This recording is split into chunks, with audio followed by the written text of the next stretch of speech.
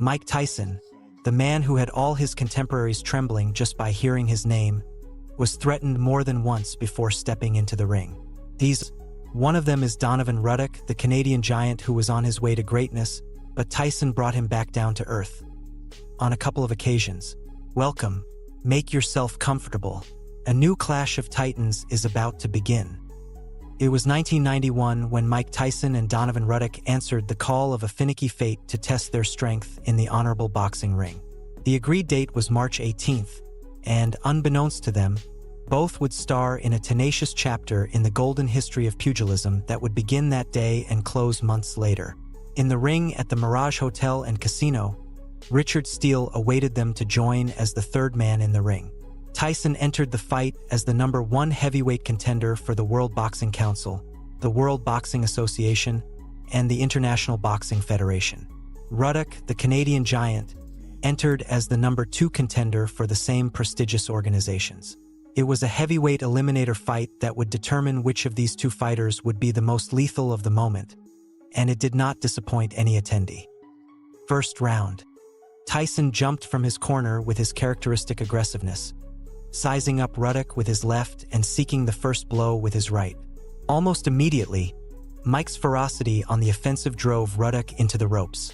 Shortly after, in the middle of an attack, a misstep almost sent the Canadian giant to the canvas.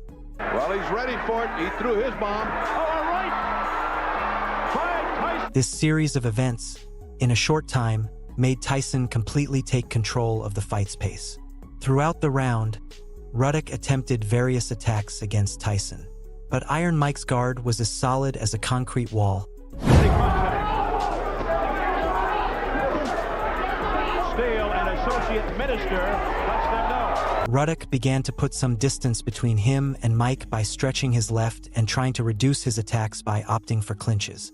But every so often, Tyson landed a good punch that reminded everyone present why he was the true knockout machine. Save the care. A harsh body punch by Tyson. That's the real Tyson right there. The tension rose even more when, after the bell rang to end the round, the fighters did not stop. Tyson hitting afterwards. And the bad foot. With Steele separating them and their respective corners entering the ring, what was around the corner was an unprecedented event that no one could anticipate. Second round. When Ruddock came out of his corner, Tyson was already waiting for him like a predator for its prey. As soon as the bell rang, he pounced on him and neutralized any initiative by the Canadian giant to seek the first blow.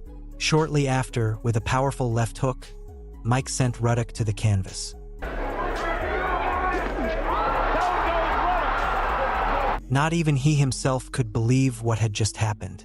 But there was no mystery. He had been a victim of the power of a living legend, Iron Mike. Donovan got up immediately and returned to the fight only to continue being subdued by Mike. His attempts to level the balance were futile.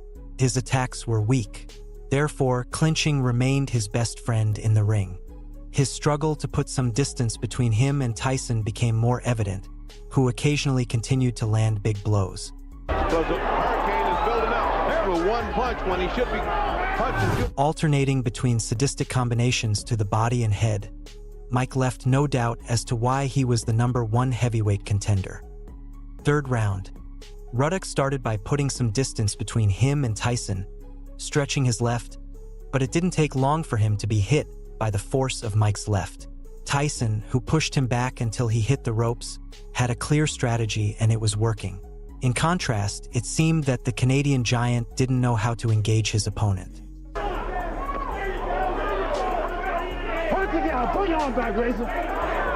Even in the middle of the clinches Ruddock generated, Tyson delivered accurate body shots that shook his opponent's fighting spirit. His left hand was starring in the match, so it was only a matter of time before the unimaginable happened. Once again, during the last 20 seconds of the round, Ruddock opened his guard while attempting to attack Tyson with sloppy combinations. This sudden change in his stance gave Tyson the opportunity to score another knockdown. With less than 5 seconds remaining, Tyson's lethal left executed a second hook that made the Canadian giant wobble, ending up hitting the canvas on his back. He just doesn't quite get there. Upon getting back up, the expression on his face was pure gold, a mix of naivety and fear. The beast that vowed to kill Mike Tyson was being tamed, and in the cruelest way possible. When the fight resumed, time played in his favor, and the sound of the bell gave him the breath to live another round. Fourth round. After the close of the previous episode, Ruddock did not want to risk a single inch of himself. His left continued trying to mark distance from Tyson, retreating when he advanced until there was nothing but the ropes behind. When he got too close, the Canadian giant created a clinch to buy some time and reduce Mike's freedom to attack him. Occasionally, he threw a punch or two that seemed to go nowhere. As far as his feet go, not as far. It seems as if Tyson Catches breath, looking for a second win here. He's forward. Tyson looking for that. That body shot sounded like he hit a drum. Again, the crowd groans. Relentless attack by Tyson. He only managed to land one last punch when the bell rang to end the round, and Tyson responded by ceasing fire. Oh, they hit after the bell once again. Fifth round. The Predator was starting to get tired of playing with his prey, and it was evident. Reducing the number of attacks, you could see how Mike closely followed Ruddock with his gaze to find the weak point where to slip his lethal fists. For the moment, it was his chest, his liver area, or his head. This one was a good shot by Ruddock. Tyson did a good job demonstrating a great ability to attack various targets at once. Meanwhile, the Canadian giant's body was being tested. It was about seeing how many deadly punches from Iron Mike he could absorb without collapsing. Once again, the question is integrity or his honesty.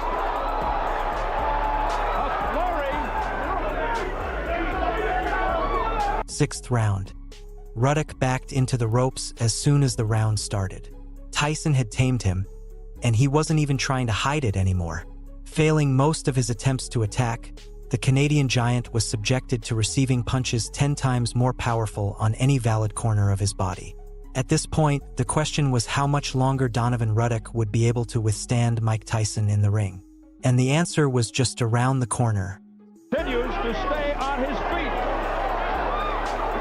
He's been knocked down twice. No, he's getting chopped down little by little. Whoa, nice right hand. Seventh round. With Tyson dominating the first half of the 7th episode, for some reason Ruddock thought it would be a good idea to lower his guard to counterattack. In the center of the ring, this sudden change in posture gave Tyson the opportunity to unleash heavy artillery. With a couple of body shots, he guided the Canadian giant into his deadly trap, the ropes. Once there, the target was clear. He was going for the head. Steele tried to give Ruddock the chance to defend himself, putting some distance between them. But there was nothing to be done. Mike executed one last combination of punches that left Ruddock's head dancing on his body, unable to resist. Coming back, now Tyson with a big left. Pretty good chin. Yeah, but Ruddock. All that could be seen was left-right until Steele had the mercy Tyson wouldn't show and stopped the fight.